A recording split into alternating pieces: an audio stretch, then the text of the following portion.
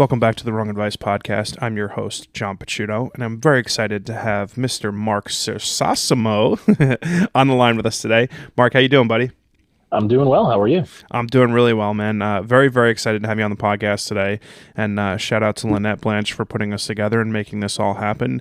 Can you give a quick introduction to the listeners?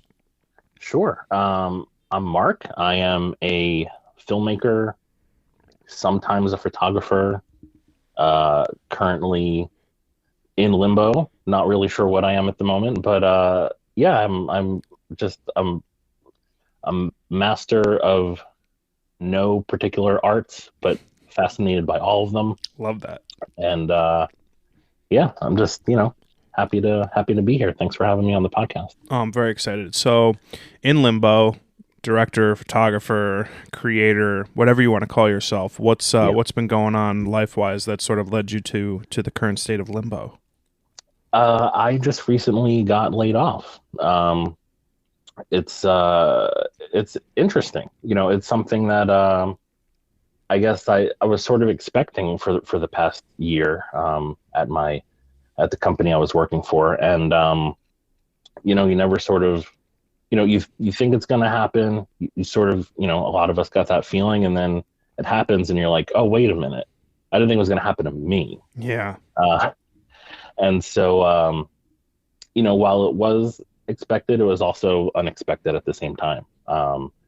And didn't have really a game plan in place, and it's been a couple weeks now, and still don't really have a game plan in place. I thought I would take some time and I don't know, teach a goat how to tap dance or something, like just live out my wildest dreams. But unfortunately, I don't know how to tap dance myself, so that would be the first step. Yeah. And my knees, I have bad knees, so I can't even do that. Me too. Must be the Italian in us. So like I lost my job in August of 2020, and we're going a few days away from like the 2-year anniversary of the moment that everything in my life changed. I was working in real estate development. I had a job that I thought I was going to love that I did very bad at. And when I got laid off in the middle of the pandemic, it felt like the entire fucking world fell apart. Yeah. On top of the fact that I couldn't really do anything about it. I couldn't go anywhere. Like I just was in this position where my identity was taken away from me, and I like was just struck with this feeling of like fight or flight. And I actually fled. I went on a cross country road trip for about a month, and that's like sort of where I fell in love with photography and started the creative journey that I'm sort of in now. You've obviously been in the industry a lot longer than me and have a career that's been multitudes of years longer than me. Is there any part of you that's sort of excited and terrified and a multitude of other sort of emotions and feelings right now? Yeah, I mean, it's sort of interesting. I've growing up, I always thought photography would be my thing. And then I got to college, took a photography 101 class, and realized that I hate it. Because the photography class, it was let's learn about f-stops and ISOs and how to develop film. And I had no interest in the technicalities of that. Sure. So then I took a video 101 class. And it was a lot more fun. It was a lot more loose. It was, here's a camera, take it out and do your thing. Mm-hmm. And so then my whole life was just focused on video. And now that part of my life is in question, I'm sort of wondering what do I want to do now? Do I want to continue with video? Do I want to just completely switch it up and do something that I don't even necessarily know if I know how to do or not? Mm-hmm.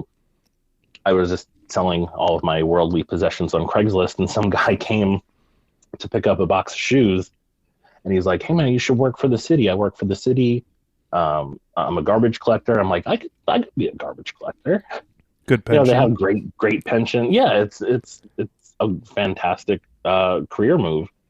So I don't know. I'm sort of like open to anything at the moment. I honestly, I do feel like I will end up falling back into video. Sure. Because because it is what I love. But I also realized that, over the course of my career, I fell more and more out of love with it from a personal perspective, because you're in Adobe Premiere all day editing and all this, and like by the time you get home, you don't want to even look at it anymore. Totally.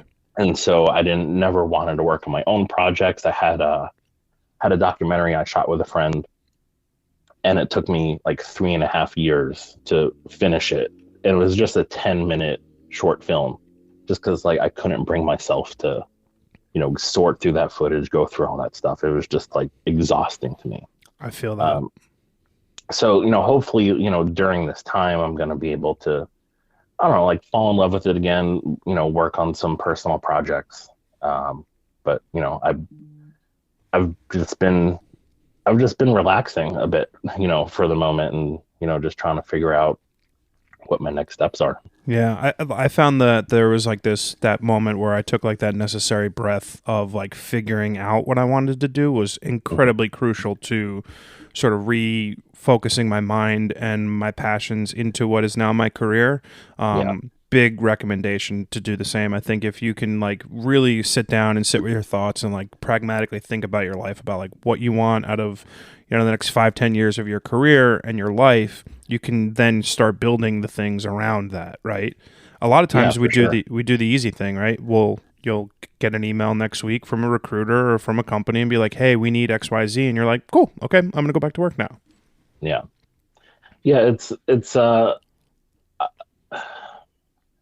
real. It's hard for me to wrap my head around, to be honest, because I've never been in this position before. Well, that's nice. My last job, I'd been there for 12 years. Wow. It was my first real job out of college. Prior What were to you that, doing? I was a video producer. Okay. And I mean, I would dive into that and talk about that a bit more, but I'm legally binded to not say anything bad about the company. That's okay. Yeah. We don't need to go Um, there. and to be honest with you, I don't really have many good things to say, so I can't say anything. Yeah. Um, it's, yeah, I'm just, it's interesting. There's two ways to look at it. I have a whole bunch of people who are just like, you know, go out and find another job like right away. Like, what are you waiting for?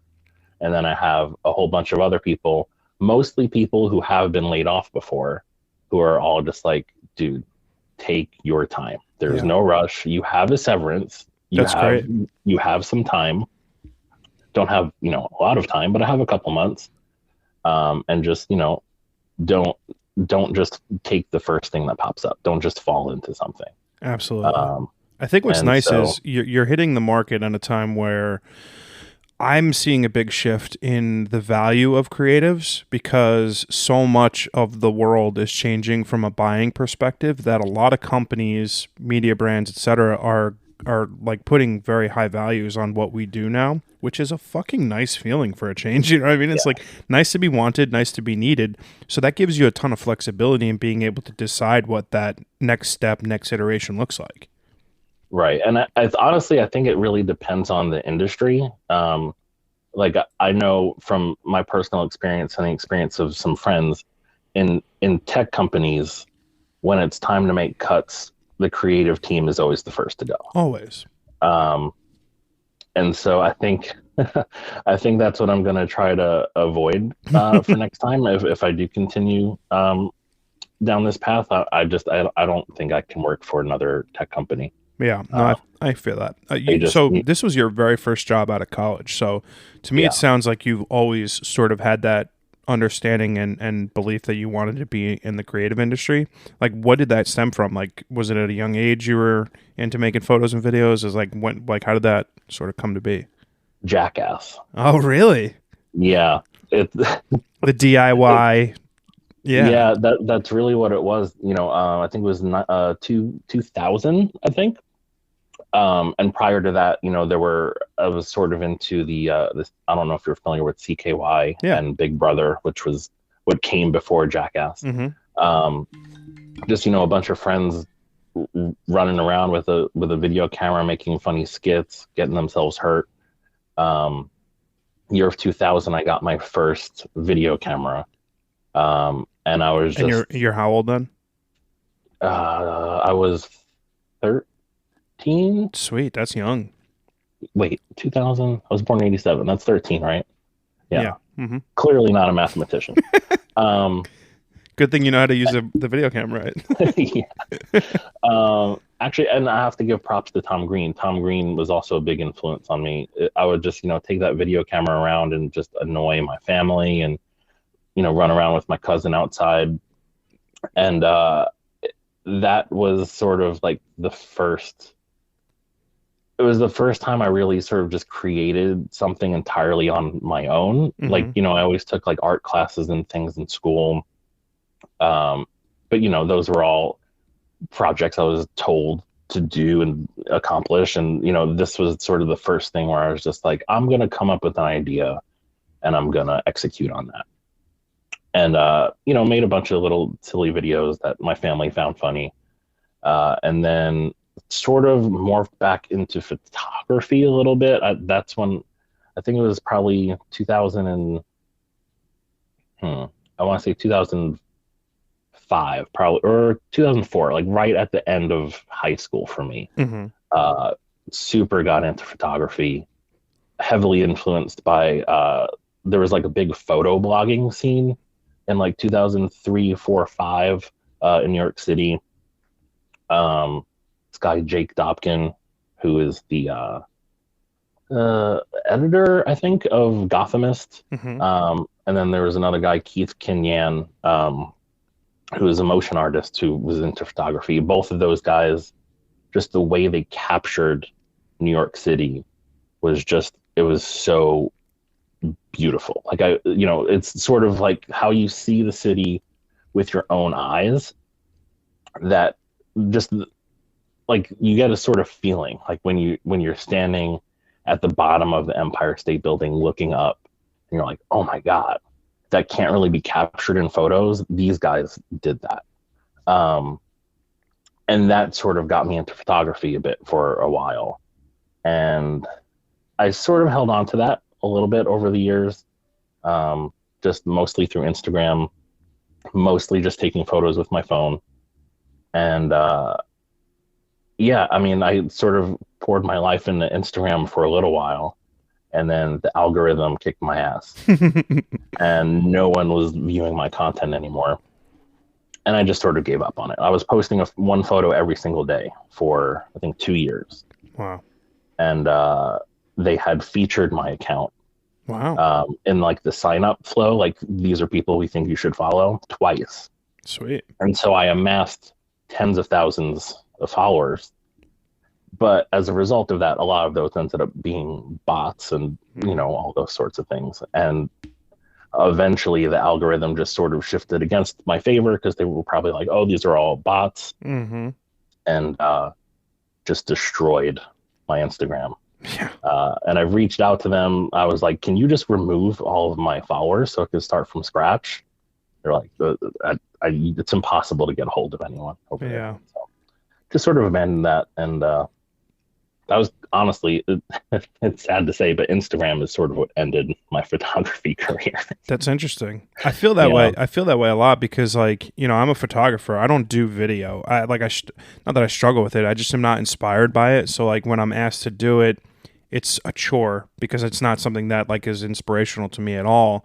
And now I Right. find myself having to do fucking reels, right, and make TikToks Hmm. so I can amass any semblance of following. 'Cause I never spent any time trying to gain followers on Instagram or TikTok or Twitter or anything because it was just like I didn't care, right? Yeah. But now that it is part of my quote unquote job, I'm being hyper diligent and focused on how I present myself and my work and what mechanism I'm using, i.e., reels versus static posts. Hmm. It's exhausting. It's crazy to have to worry about something as silly as whether I'm going to post a photo from a photo shoot, which I got paid to take photos of, Right. as a video. Like that's crazy. And Yeah. I understand that feeling where it's like this is a drag. Like I shouldn't have to be worrying about this. And Instagram at times is an exhausting place. All social media is. And it's like Yeah. counterproductive to that creative mindset of I just want to create stuff and hope a lot of people get to see it.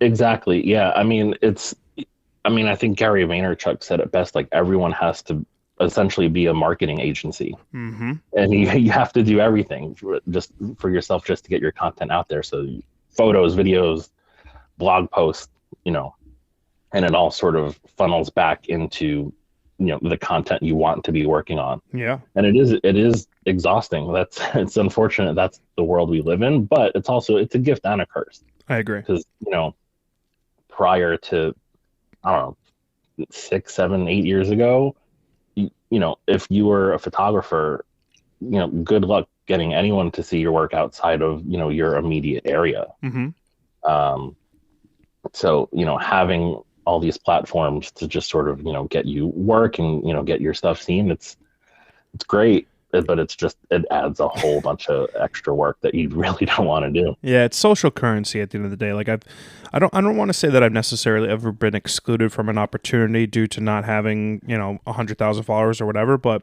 I would Yeah, imagine like the rate in which I'm responded back to via like reaching out to agencies or whoever I'm trying to work with would be higher if I was like, hey, here's my Instagram account that's going to get you additional traffic because I have followers. And that's yeah, for sad, sure. but I'm sure it would help. I think it's cool that you've like had this sort of creative career built in for yourself from like such a young age to like now. While you have this breath, like, do you look at like personal projects that you would like to create? Do you look at like other documentaries you may want to produce? Do you like, you have sort of this runway of, a couple months of time to sort of build out whatever you want out of your current life. And what is that process like for you in terms of trying to figure out like your path forward? Yeah, I mean, I'm sort of an empty box at the moment. I haven't really, while I was working full time, and honestly, I want to rewind to the start of the pandemic. Everyone, not everyone, a lot of people use that time to essentially be like pseudo laid off, Mm-hmm. where everyone was at home, everyone found themselves with some extra time, and a lot of people poured that extra time into personal projects, starting these little side hustles, or even just bettering themselves like mentally and physically. And I felt like I just completely wasted every moment of that pandemic, of being forced to stay home, because I didn't do anything. I just continued working, didn't use that time to really work on anything extra. Is there And so, any reason why? um, I guess I didn't know. I didn't I guess the uncertainty. I didn't know how long it would last for. I didn't know when we would be called back into the office, and I didn't want to be in a position where I started something and couldn't finish it. Right. Um, and pure laziness, to be honest with you. Sure. It was nice to just be at home, being able to work from my couch, and I was just sort of enjoying that. And so now, after being laid off, I was like, I don't want to fall into that same position again, where I haven't been taking advantage of that time. And all I've managed to do so far, like I've done things that I've wanted to get done around my apartment, essentially. Mm-hmm. Just like cleaning up, doing some reorganizing, cleaning out my closet, selling some stuff that I've been meaning to sell, um, and then just also working on like getting back in contact with my friends and people who I haven't spoken to in forever, just trying to reconnect. So I've been having like, I have a lot of friends who are just like all over the country now. So just like having a lot of Zoom meetings with those friends and reconnecting, and that's been great. Um, and then in terms of like creative projects, there's nothing, there's nothing that I haven't done that I still want to do. Like everything that I've had an idea for, I've already accomplished that in some sort of way. Mm-hmm. I would, I'd love to work on like another, short film. I make a lot of short documentaries.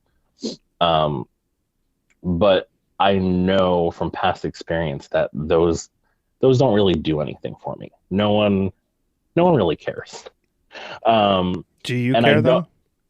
though? Uh, I just did them for fun, um, mostly just to tell stories or to share stories of people who I think deserve to have their story shared. Yes, yeah, I like that. Um, yeah, I mean, there's so many people you meet in New York, um, that you know, someone in, I don't know, Alabama or something, like they see, I made this short film of this old guy, who lived in the East Village, who had an apartment that looked like an antique shop, Wow. that I stumbled in thinking it was an antique shop. And there are people all over this world who have never seen anything like this before. Hmm. And it's just, I love being able to share just this little slice of where I live, and share the story of this amazing dude who lives in this crazy, crazy home. And that was by far the most popular thing I ever did. I did it with, my girlfriend at the time. We had just stumbled into his house and it was just like, let's, it was sort of an instant Inspiration. inspiration. Like, we weren't planning on making a film that month. Yeah. And we had never worked together before at that time. So we're like, we can't just ignore that this happened. And I think that's when I make a short film, that's what I sort of need. That's what I have to have that inspiration. I need to stumble on that person whose story needs to be told. Um, and I don't like actively really seek that out. Um, Interesting. yeah, I mean, just and again, because it's like, they'll get a couple 100,000 or a million views or whatever. But beyond that, like, I'm not interested in the film festival circuit. That does nothing for me. Sure. Um, I'm not interested in being a film director. Um, it's just something that I do for fun, for myself, and honestly, just for this person to Yeah. to get their story out there. Couple things that you said that struck me. That first part of like what you spent like the last week or two, sort of like the declutter. I Yeah, think like that process is massively overlooked by people when they have sort of like a big life alteration, because that decluttering, whether when it even though it takes place in a physical sense, it is also a huge mental hurdle that you're leaping over as well. I for can't tell sure. you how I went through the same process. I was like, well, I've got a nice severance, but that's going to run out. And then I have zero income and I'm in a pandemic, so I'm not getting another job. Yeah. And I made the decision to like, I was selling sneakers and like, I was just getting rid of shit. And I was like, holy shit, like that was such like a freeing feeling to like Hmm. get rid of stuff. It's amazing how much like I spent the entirety of my 20s collecting shit that I didn't need, Yeah. watches, hats, shoes, like all this shit that I don't need. Right. And as you Hmm. start letting this go, like I felt lighter and I felt more like in a position to be able to create stuff, right? So that decluttering is a huge step. I also like sort of the frame in which you put the documentaries. Like I don't give a shit about the circles of like film festivals and stuff.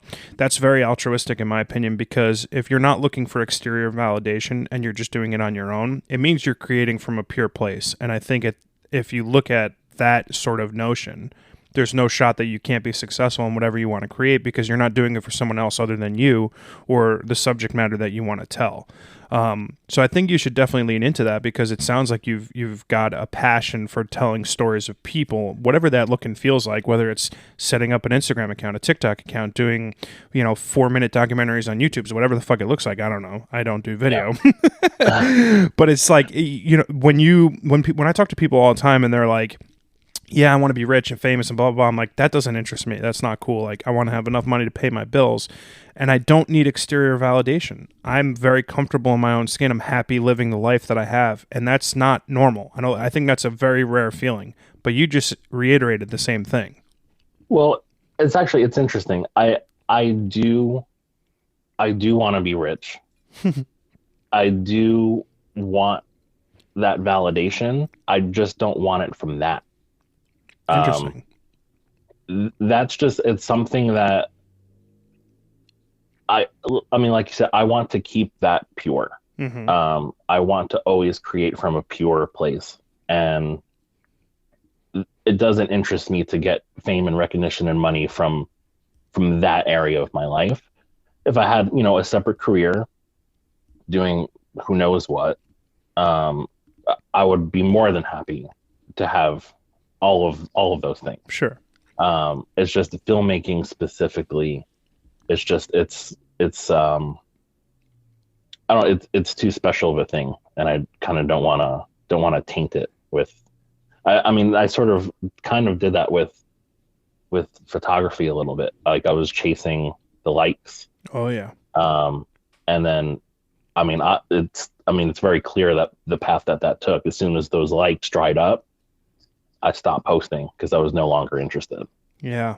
Um, It's the yeah. double-edged sword that is, in the instant gratification world, which is, I think, oftentimes why I struggle with just like being content and happy in the moment, in any moment, because Mhm. it's not the same dopamine that we get when we're constantly scrolling, constantly getting likes and stuff. The algorithms have fucked up our receptors in our brain to understand like what normal happiness is like. I envy Yeah. people who don't have to spend an exorbitant amount of time on social media because God, I'm so jealous of you. um, Yeah. I mean, I have a separate Instagram account called Beverage Champion, in which every single day I drink a new beverage, um, and I rate and I review it. mhm. And that currently is my sort of outlet for getting validation from internet strangers. What's your favorite drink to date? There's a soda called Moxie, Hmm. which is I believe it's the official beverage of Maine. Okay. It can really only be found in the extreme Northeast, Maine, Massachusetts, Vermont, New Hampshire. And it's also bottled in like rural Pennsylvania, so you can find it in some areas of Pennsylvania. Um, it's a really think of a root beer that's just really bitter. Hmm. It's either you love it or you hate it thing. Most people hate it, um, but I love it. I could drink that every day. I think Interesting. I give that a 9.8. Wow, that's Yeah, crazy. yeah, Especially for it to be such like a polarizing sort of. yeah. I mean, I'm really into like root beers I and love root beer. yeah. It's just it definitely lives in that world, and it's just a really strong flavor. Hmm. It's just so crisp and refreshing to me. It sucks. It's so hard to find. Actually, the one place you can find it, which is all around the country, is in Cracker Barrel, Oh, nice. but it's sold in glass bottles, and it's a little bit flatter than if you were to get it in a can. Hmm. I much prefer the can, so I sometimes we have to go up to Massachusetts to stock up on cans. That's cool though. But like Yeah, something like that like piques your interest and is like inspirational and just like something you get to do for fun that has no constraints or pressure to be anything is great.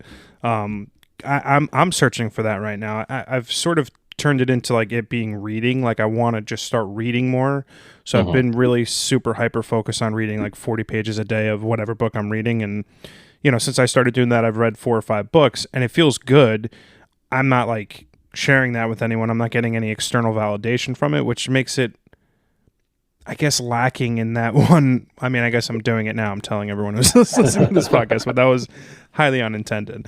You mentioned that you're spending some of your free time sort of reaching out to friends across the country and, reacquainting yourself with people who you may have like sort of lost touch over the last 2 years. I yeah, feel that a lot. I think as you get older, and I'm 2 years older than you realize how really the only thing that's of any real importance in life is people, right? Like hmm, places change, money changes, like hobbies come and go, but like the people in your life are what makes sort of a life worth living.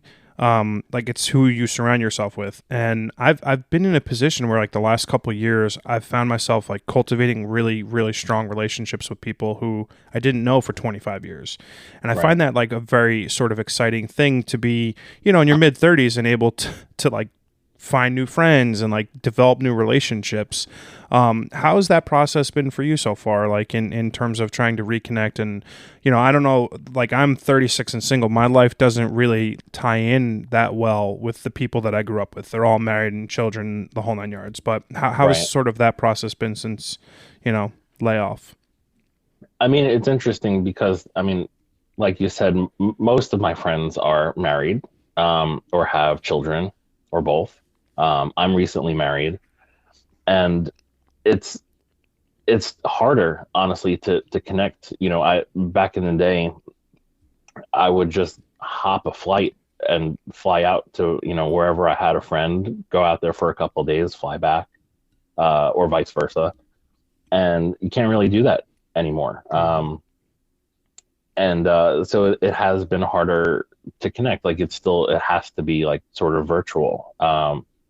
But it's interesting to see the sort of the paths that people's lives take, and I try and take some inspiration from them, and especially my friends who have children, who, like, that's still a very foreign concept to me, and something I struggle with, because it's like, how I don't know how I could balance a career and my hobbies, passion projects, and having a child. Yeah. Um, and everyone somehow manages to do it. In my mind, Or I at least just their Instagram shows that they are.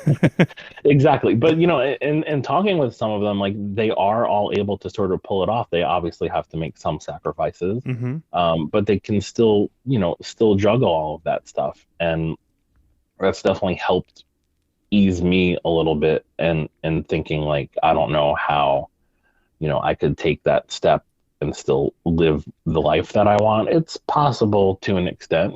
Like I said, you have to make some sacrifices, but uh, it's been great talking to a lot of my friends about that. Um, I would love to see them all in person. Honestly, like, I always thought, like, oh, because it has been, you make New York is sort of a revolving door for Mm-hmm. people, Totally. so especially if you're not from New York. Almost all my friends have ended up going back to where they grew up, or to just another place with a cheaper cost of living. So almost every friend I've made over like the past 10 years no longer live here. Yeah. Um, and so I always thought, like, oh, I'd be able to get them all together again. Like, if I ever got married, I'd have, a big wedding. But then I got married during COVID, Yeah. and we sort of made that decision to just have a small wedding. It was just me, her, and our witnesses, just closed down to everyone. And then we didn't even have a reception or anything. We had a small dinner with family. So I never got to have, like, a reunion of all my friends. But I don't know, maybe one day, if I ever do become rich and famous, I'll, throw a big ball, make people dress all fancy, except for me. I'll just wear sweats. I don't even own the suit. You should do that for like your 35th birthday, right? Yeah, but that's. Oh wait, my 30. I am 35. Oh, okay. So yeah, yeah. I made 50. the guess that you were a late in the year birthday, so I was like, oh, you got a couple months to throw a big ball together, but Yeah. that was swing and a miss. If I make it to 50, I'll do it for my 50th. 50. Oh man, I really hope the world lasts that long. That'd be great. I would love to see that for us. I mean, I really highly doubt it. I mean, I don't know how many people my bunker will hold. Yeah. Um, Your bunker in Manhattan, right? Yeah. New York City but bunkers are there are plenty. There are definitely yeah. a few. So yeah, we'll see. Everyone's gonna look different from all the nuclear radiation, though. So I don't even know if I'll recognize them. That's funny, man. That took a turn. Um, I think it's cool that, like, from a young age you're able to sort of like find this career path that you have like envisioned for yourself, and then I also think it's cool that you're in this position now where you get to reconstitute and reframe what that looks like. Because I sort of stumbled into this career very late in life. I was 34 when I lost my job and trying to figure out what I wanted to do. And I think it's like the biggest blessing ever. And like, I keep uncovering new things about it, about the industry, about the people I get to work with, that just like further fulfills me, from like a just like a life perspective. This podcast is another one of those things that, like, I could never have imagined 5 years ago doing a podcast. Like, I barely listened to podcasts 5 years ago, but I just think it's like super funny how things in life sort of unfold when they're supposed to, fall into place when they're supposed to. And I'm a big believer of everything happening for a reason. And, you know, all of the shit that I've dealt with over the last 2 to 5 years, whatever it might have been, have led me to this point having this conversation with you. And I feel lucky for that. When you're sitting in the midst of, like, we'll call it loss, right? You lose a job, you lose sort of a sense of identity, right? You were in this position for a decade plus. That becomes a big part of who Mark is. When you like look at what you can do now with the rest of your time in your career and working life, do you have like big dreams, big goals, things that you look at and say, I want to accomplish this in a couple of years or next month or, 5 years from now, 10 years from now? Do you have that sort of, timeline in place for yourself? I think I have a lot of personal goals, things I want to accomplish in my personal life with, my wife and my family. Um, we're sort of in the process of trying to buy a home. And so that's, I think, going, to be the next big step, and then, maybe a child after that. But it's interesting because I'm most of my life, I always really just think in terms of my personal life and my personal goals. And I'd never really thought about, I'm not career oriented. Um, Family is the most important thing to me. Yeah. And it's, honestly, that sort of, it has set me back a few times in terms of career. Cause I had actively denied promotions to be able to, like, there was a time where I was in a long distance relationship, and I would leave New York for 2 weeks or so, or one or 2 weeks every month. And they were just like, we can promote you, but you need to stop doing that. I'm like, no, I'm not going to stop doing that. I don't need a promotion. I'm good. And so, yeah, I've never been career oriented. And so it's honestly, that's not even currently on the forefront of my mind. I kind of love that, by the way. I mean, it goes back to what I was saying. Like, at the end of the day, the most important thing in life is people. It's not Yeah, dollar figures or anything. It's people. for sure. And like, but I mean, like I've said, on the flip side of that, I want a lot of money. Yeah. I mean, I live in New York. I need a lot of money. Yes. And so, I mean, there's, I would love to turn some sort of passion, not filmmaking, but something else, to sort of dig up maybe a passion I have deep down inside and try and monetize that. That's awesome. I mean, I used to have a podcast. Bring it back. I don't, podcasts get me in trouble. I was honestly, I was hesitant to do this. I've said no to being on a bunch of people's podcasts in the past, just because sometimes I say things I shouldn't say. It's a good thing we have an edit button. Yeah, it's like you ever, like, you're in an Uber and your driver is just saying the wildest shit, and you're Yes. just blindly agreeing to it. Like, oh, I think the Irish did 9/11. Like, oh, you know what? I think I heard about that. Yeah. It's like that. Yeah, I don't think podcasts are really the format that I should live in. I'll just end up in a lot of trouble. Well, it depends what the work part of your life looks like, right? Because, like, at the end of the day, like, I'm my own boss, right? So if anyone is to fuck anyone, it's me fucking myself. So if I say something like the Irish did 9/11 and I can't get work, I've got no one to blame but myself. So, like, if you end up going the full freelance method where you are your own boss and you are producing your own work and eating what you kill, so to speak, you can pretty much start a podcast and say whatever the fuck you want.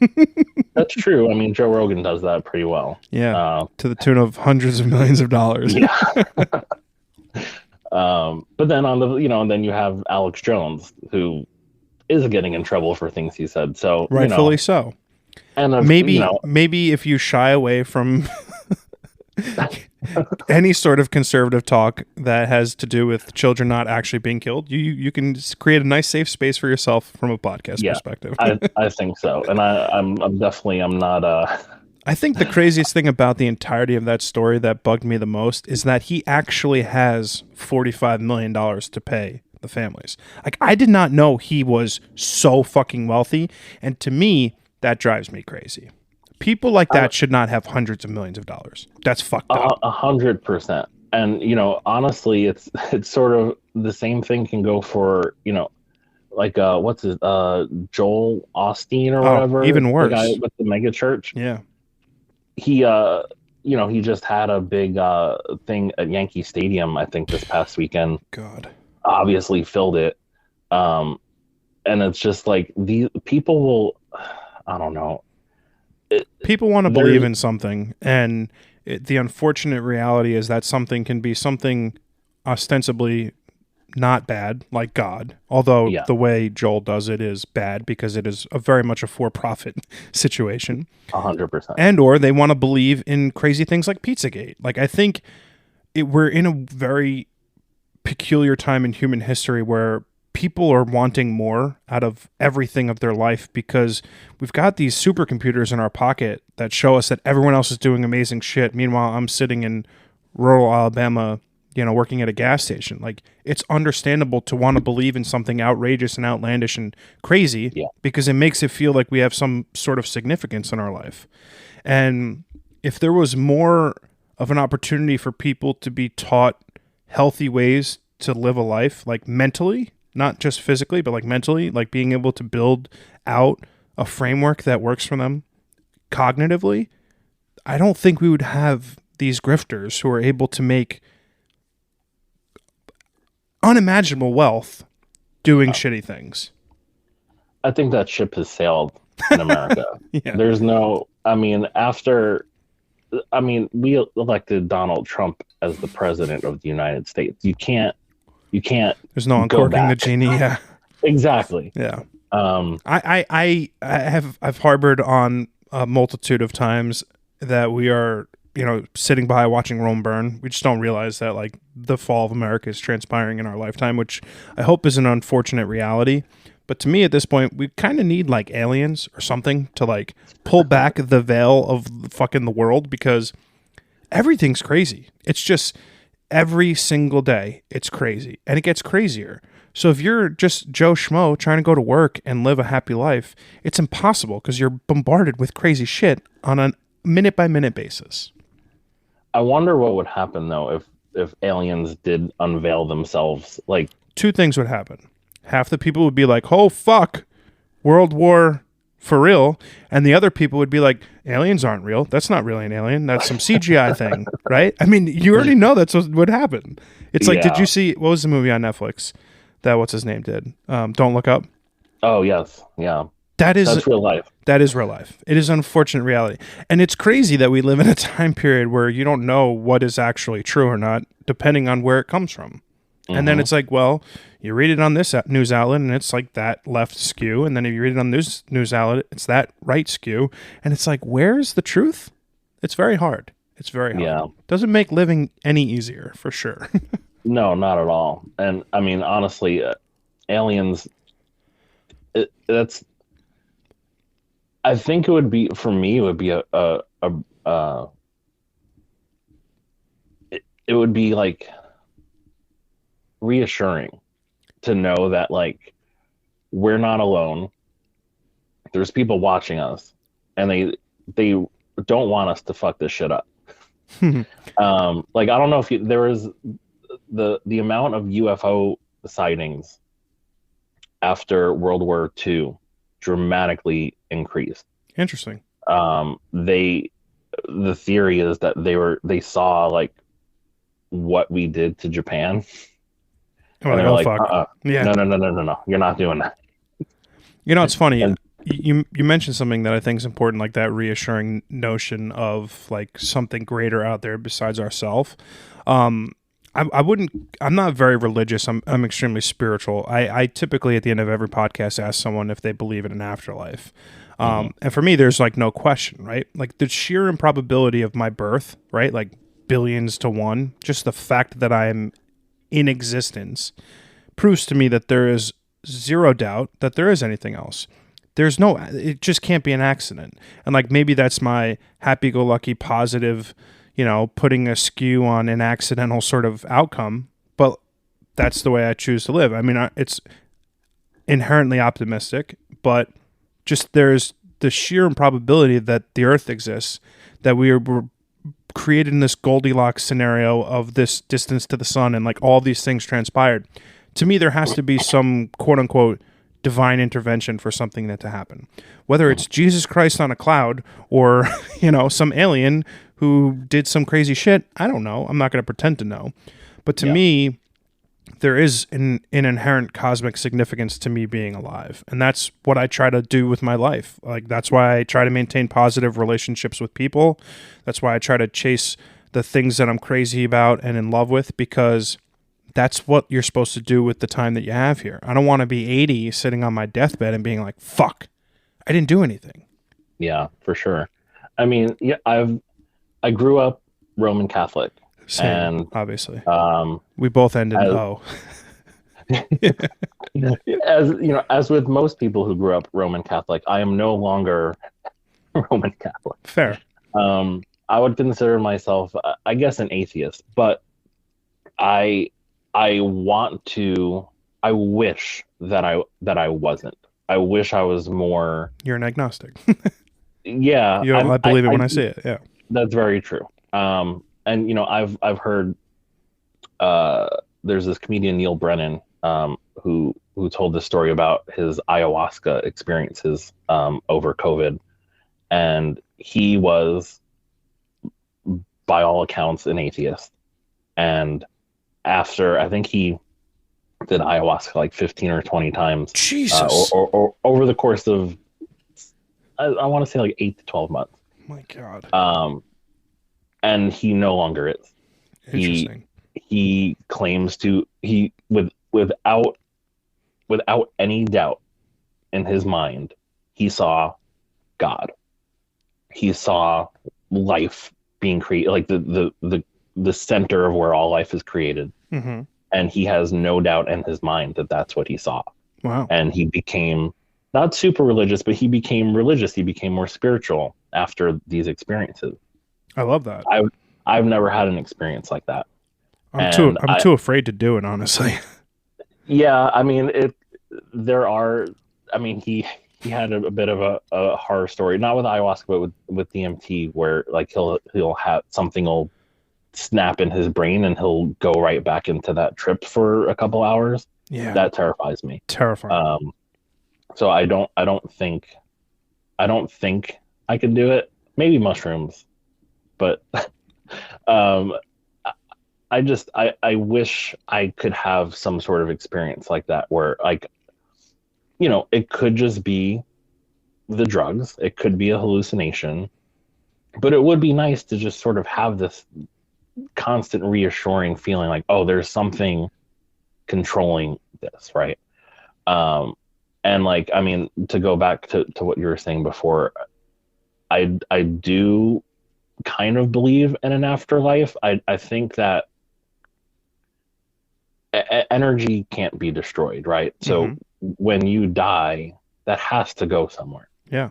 What happens to it, I don't know. I think in my mind, I sort of believe the concept of it being transferred to some other sort of living creature, living object, whatever, it may be a plant even. Like a Horcrux. Sorry. Yeah. Fucking love Harry Potter. Sorry. Minus the murder. So, I mean, who's really to say? Like, I sort of had, my father died in 2016 or 17, 2016, I think. And, there have been a lot of, I would call them signs that he is present at certain places and times in my life. And, if you would have told me that would be something that I believed in prior to his death, I would have told you you're fucking crazy. But to experience it firsthand, it feels very real to me. and my mother has those same experiences on her end as well. And like, maybe it's just like the way your mind is working to sort of to cope with that loss. That's possible. Or it's possible that he is, hanging around.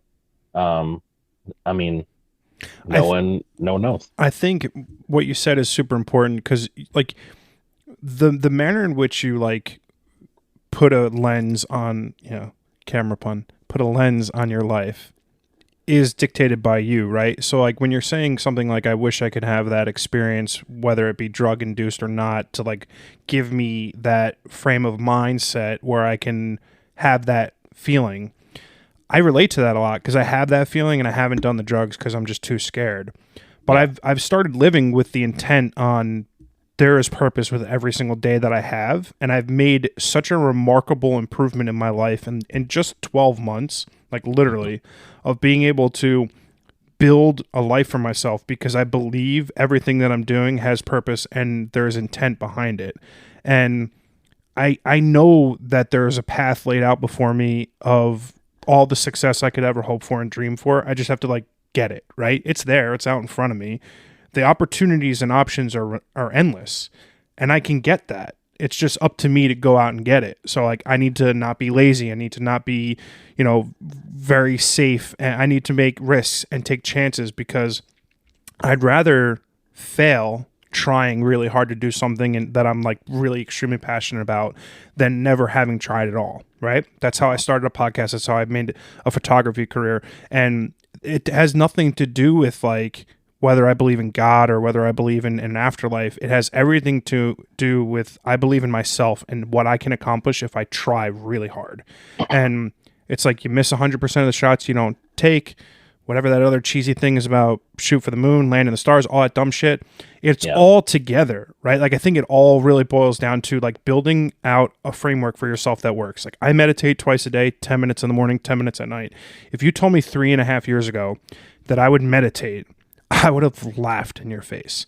But it's made a huge, huge improvement on my productivity because I'm able to like do a palate cleanse for my brain. I have crazy ADHD if you haven't noticed. And my mind goes in a million directions a million times a day. But like for 10 minutes in the morning and 10 minutes before I go to bed, I'm able to clear all that out. And that's Right. all to say that I think like you can have an intentful life that doesn't have to be ascribed to a religion. It doesn't have to be ascribed to a belief in an afterlife. It can very much be, I'll believe it when I see it, right? Because I'm sort of the same way. I just know that it's almost impossible that there's not something else out there. And that's just like a long-winded way to say that I think you can do those things without necessarily having to take DMT and risk being on a permanent life trip. I mean, I struggle with that. Just knowing, seeing those images from that new telescope. Which, by the way, I always knew that Hubble telescope was a piece of shit. It's a fucking Happy Meal toy.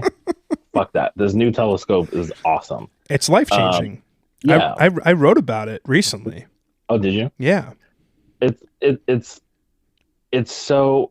I mean, we always sort of knew how large this universe is, but seeing a clear photo of that, just knowing how insignificant we all are, it sort of it makes me feel like, well, what are we doing? Like, why are we even doing this? So Like, what is I want to flip that on its head because I that's a pessimistic person's way of looking at the universe, right? That's an inherently negative thought because when I see these photos and I look at the vast expanse of space, yeah, we are simple and small and stupid and don't matter. And at the same time, that simple, small, stupid version of ourselves is cosmically so incredibly significant because we took these photos, we lived these lives, we dreamed these dreams, right? It's like the way you look at that is the way that you can then now build a life for yourself. Like, I agree, you can make it seem like everything's super small and insignificant and not important, but at the same time, it's the exact opposite of all of those things.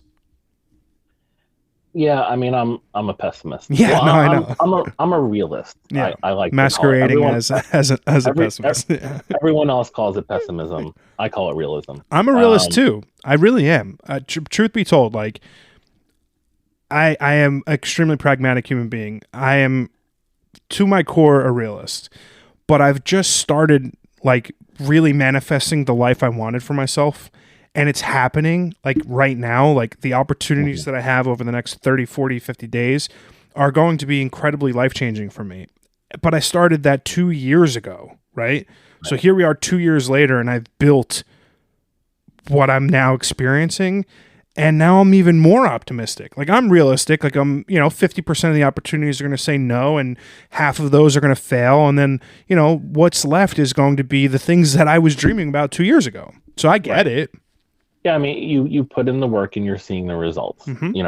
and that's sort of how I've been trying to live my life, like despite feeling insignificant and like nothing, I understand that, I have, well, optimistically 70 years on this world. Fingers crossed. Realistically, I want to say 60. Yeah. Same. Because same. I eat a lot of sugar. Yeah. Um, And carbs. yeah. And I want to do whatever it takes to make those 60, 70 years as painless as possible. Yeah. Um, I honestly don't think I'm contributing to anything. I am on a small scale, right? Like the films I make, people watch it, makes people happy, makes people think, whatever. Um, but I don't matter. Those people don't matter. And so it's like, all right, we're playing this little game. It's sort of like like The Sims. Isn't that like, You move them in front of the TV, they can watch TV. Doesn't matter that that's what they're doing. It just helps them, with their little happiness scale so that they don't die. isn't that slightly contradictory? I mean, it is, right? You can't say what you're doing doesn't matter and the stories are important, but they don't matter because the people don't matter, but they're important because you get to tell their story. It's contradiction. It depends on the scale you're looking at, I think. No, I don't think so. Like, dude, when I think about like a photo that I post or a reel that I make or whatever, and it's something that I spend time creating, whether it gets Right. 5 likes or views or whatever, like it's important to me. So I would hope that it's important to other people. But if it's not, it's still important to me. So like the contradiction being that if you're creating something that's important to you and important to the person that you're creating it with, whether it finds a home with millions of people or hundreds of people, it shouldn't really matter. I guess that makes sense. Yeah. I understand your way of I'm thinking. getting too optimistic for my own good, I think. No, I mean that's good. That's definitely like a good way to think about it. I should probably adopt that same strategy. You could, But I'd I be mean, happy to rub off on you, but like, because I just think about like I was literally in your seat 2 years ago, yeah, and I had no idea what the fuck to do with my life. Literally none. I'd never even at that point had the conceit that I would be a photographer, that I would start a podcast, that I would do any of these things. So I'm mhm. very, very easily able to put myself in your shoes. It's such an exciting thing for me to see for you because, like, dude, I've looked at your reel, I've looked at your work. You're fucking talented as shit. You literally could do whatever the fuck you want. So it's just a matter of Yeah. like figuring out what you want to do and then doing it. Well, I appreciate the kind words. Yeah, I mean, that's my intent. I do, I'm gonna try and live out my wildest dreams. It's great. Ones that I guess don't involve a goat tap dancing. Um, Never say I mean, never. look, never say never, right? I can get some knee replacements. We can see what we could do. Um, and then when the aliens come, they're gonna be like, "What the fuck?" I'm gonna keep this guy around. He's got goats tap dancing. Yeah. We don't have that over on Planet X. Like, god damn, all right. Let's bring this guy with us. Now you start a whole new life. No. Yeah. I mean, you're on the cusp of like whatever you want your life to be coming. That's like incredibly scary and amazing at the same time. Like you have a skill set that I didn't have prior to that point, right? So you Right. have like a baked in talent that I didn't have. You have the ability to now take that talent and passion and drive to do whatever you want with it. That's fucking cool. Yeah, I mean, it's exciting. Yeah, and it sounds exhausting to me totally. at the same time. It's sort of one of those, like, I don't know where to start. I don't know where to begin. Um, and I've been looking online just to like read about people's side hustles and sort of how, what they're doing to generate extra income, and I'm trying to figure out how I can sort of take maybe little pieces of one thing or multiple things and sort of turn it into a new career or something I didn't even know even existed, or maybe even create uh, a new path that never even existed before. Um, it's I live in an area where I live right next to a town that's full. It's the richest neighborhood in New York, Oh, fun.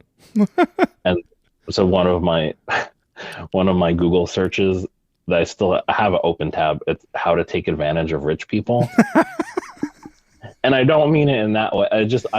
I'm wondering, like, what are services that the uber rich pay for that I don't even know exist, Hmm. that I could sort of slip my way in there and maybe, create even something like, I don't know, videos of dog birthday parties or something.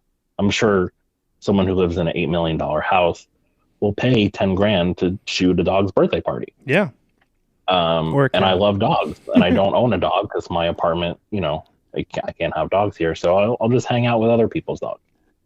Um, and then on the flip side of that, I could just be a dog walker. But I want to sort of take my passion and sort of roll it into, you know, And you know what's something. great? What you said is the most relatable thing on earth because it is both the most exciting and terrifying position in the world to have endless possibilities in front of you and then having to like morph that open space of everything into income. It Yeah, is it takes a lot of hard work to be able to create a business and income that's not ascribed from like a company that's got 50,000 employees, right? right. So that's not easy. And there are pragmatic reasons why you will either be incredibly successful or a huge failure. And guess what? It doesn't matter. One way is going to be great. One way is also going to be great, just with a little bit longer lead time on the happiness quotient. um, Right. but it's true. It's very hard.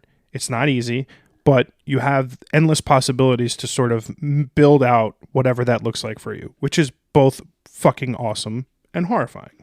Yeah, for sure. And I have a handful of months to try and figure that out as long as I can get myself moving. Yeah. I had listen, for me, I'm excited for you because I had the same 2 months severance. I had the same. Hmm. Like I had 2 months to figure my life out. And to be fair, it took way longer than that. Like way, way longer. I lived Right. off of my savings for a very long time, which is terrifying and scary and stressful and a million things. But like I'm finally at the point where it worked. It's making sense. I am now reaping those rewards that took 2 years to build to this point. But That's awesome. you have that runway right now where you can now start building that for yourself. And it might take only 2 months. It might take 2 years. It might take 20 years. You don't know. Yeah. But until you start working it, it's really, really, really scary and also amazing. Yeah, for sure. I mean, I have a bunch of ideas, things that, I want to try and, get going. Things that I don't want to say I have no business dabbling in, but like I Nah, want to fuck start that. I want to start like a clothing brand. Do it. But this is coming from a person who has like five versions of the same outfit from Old Navy that they wear. Like, I don't know anything about clothing. So what? Um, Learn. yeah, Dude, I I mean literally didn't know anything about anything, right. but I'm doing it. I Yeah, still don't know shit, but I learn. exactly. You just got to be like very mindful about the fact that like if there's not something I don't know how to do, I'm going to learn how to do it. And if I can't teach myself, I'm going to ask someone else, right? For Like sure. that's where the people aspect of life comes in. You can rely on the people and places and things in your life to help you get to the point where you want to be. So just do it. Right. You could do it. Yeah. I mean, and that's the plan. I'm having a little bit of trouble getting going, but I feel like once I like with that specifically, like I come from like a marketing background. Mm-hmm. I've worked on a marketing team forever. And so it's like, okay, I have this idea. I know like what I want to do. It's the business side of it that I don't Sure. understand. But once I can figure that out, like I know how to market this stuff. I know how to like get it in front of people's eyes. Whether it's actually good or not, whether people actually want it, that will be up for debate. That's up for the market to decide. Mm-hmm. But it's really like my biggest hurdle is like the business stuff. And that's like, YouTube University. yeah, I'm for telling you, sure. man. Literally, everything I've learned in my life, I've mostly learned for free, Hmm. minus fucking college. But I've gone to YouTube University. I've learned so much, so much. Dude, you want to start a clothing line? Start a clothing line. Yeah. You want to do dog videos for rich people? Do dog videos from rich people. You're in a position right now where you're paralyzed by the unknown, which is an incredibly relatable thing to be because you've lived a life for a decade of comfort and stability that has never had you questioning anything. So Right. now you have endless time, endless possibilities, and that is in a weird way paralyzing, right? It's very easy for you to be like, "Oh shit, I don't know," right? I don't know how to Yeah. start a business. I don't know how to sign up an LLC. I don't know blah blah blah. But it's like, okay, google.com. Boom. Right. And I have all the time in the world now. All of it. So, yeah. Yeah. I mean, dude, listen, I know it's like a very weird time in life because I literally was sitting in your seat 2 years ago, but I hope I've said it 100 times. You literally can do whatever the fuck you want. And just knowing the skill set that you have as a creator, as a director, as a person who cares about making things in a creative way, you're going to be successful. You just have to like build out the tool set that you need to do that. And like, Yeah. I believe you'll do it. I have no reason to doubt any of that whatsoever. Thank you. I appreciate that. Yeah, no worries, man. I like to spend the last bit of every podcast doing like a easy Q&A. You already asked answered the are we out here alone? Is there something after? But what's your favorite movie? Uh, I'm going to get some shit for this. You've Got Mail. There's just The something. shock on my face is not conducive for an audio podcast, but wow. I love the movie. I love all rom-coms, but go for it. That was Tom Hanks and Meg Ryan in their prime. And it's honestly, it's kind of hard to watch now because it's very much a period piece. Mhm. That was 96, 5 probably. Yeah. 97, 96, 97. And it's like, it's almost laughable at how dated all the technology has become. Yeah. But the story, I just love the story. It's sort of watching that movie is just like wrapping yourself in a warm blanket on a cold night. And that's usually when I usually watch it about once a year, like every like November ish, once it starts to get cool. Just feels good. Dude, I do the same with When Harry Met Sally, which is a decade earlier than that movie. Yeah. But as a single person, I think it is very informative about like the relationships between men and women. And I just think it's like one of those timeless films where it's like, if you put it on at the right time, there are lessons that you'll learn in some of these movies repeatedly, no matter when it is. And that's like sort of how I find life. Like things hit you when it's supposed to. And for sure, You've Got Mail is so fucking good. Yeah. Meg Ryan, common denominator. What's your favorite food?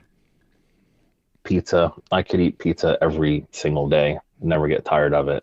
One day I think I calculated, or sorry, not one day. 1 year I calculated how much pizza I ate for that whole year, and it was something like 600 slices. I forgot the exact number. It was like 680. That doesn't sound like enough.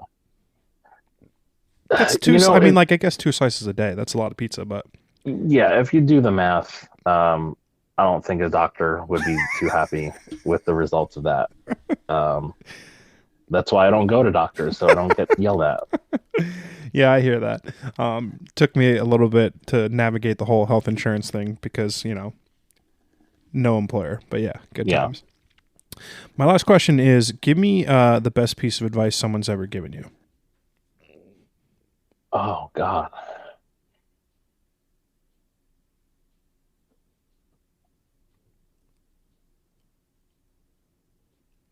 I thought you said these were easy questions. I said some were easy, some were hard. You sure your question isn't, did the Irish do 9/11? Because I think they did. whatever you say, I'll just mirror that. Oh, man. I think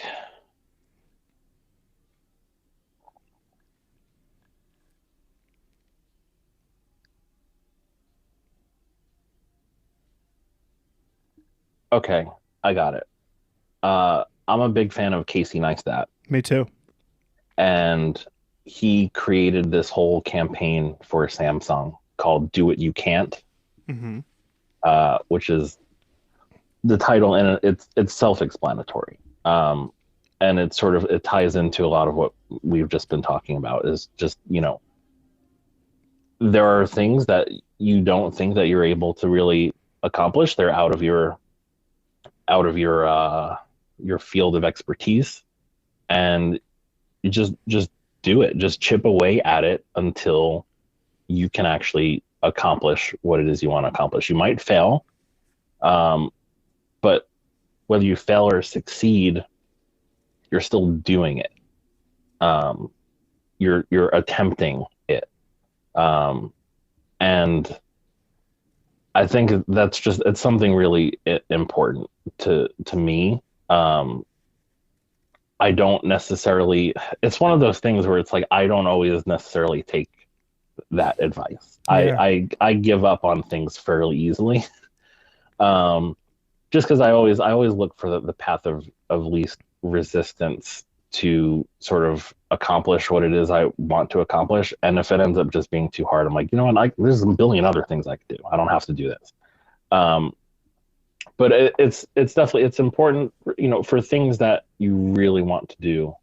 Um, Even if it seems like it's out of reach, just try, just go for it, Yeah. I love that. I and think is perfect tie-in for the conversation that we had. And I yeah, think for you specifically, if you look at your ability to understand that shortcoming of yours to like, well, if something's hard, I'm not going to do it. That is 65% of the battle of finishing things. Like mhm, knowing that you have that inherent hurdle is going to allow you to defeat it, right? If you were completely oblivious to the fact that you have that hurdle, you'd have a lot more problems. But the fact that you're right, like cognizant of it, that's a huge step up in the right direction. I think that's like a beautiful sentiment, and it's probably one of the reasons why I love Casey as well. It's just a very thoughtful way to live a life of intention. I think that's like all we can really ask. And yeah. Mark, dude, I'm incredibly apprecitive for you coming on today. I really really enjoyed our chat. We're gonna have to do it again in like 6 months or so. See where the dog video journey has led you, and and all the cool shit that you're doing. But I've got a cheesy line. If you've been on my podcast, you're part of my family. So welcome, man. And I'm incredibly thankful that you took the time out to come on today. Thank you. Thanks so much for inviting me. Had a great time. Oh, no problem, man. Take care. See you.